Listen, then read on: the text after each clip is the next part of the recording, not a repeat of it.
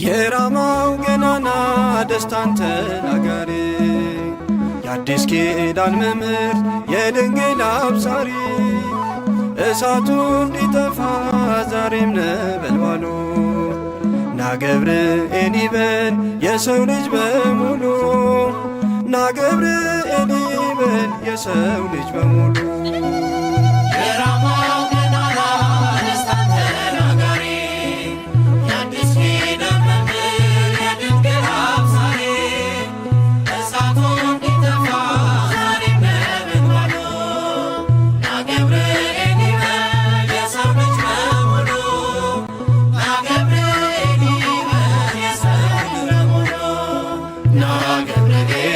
የሰማይ ሰራዊት ና ገብርኤል በቃል ታጠቁ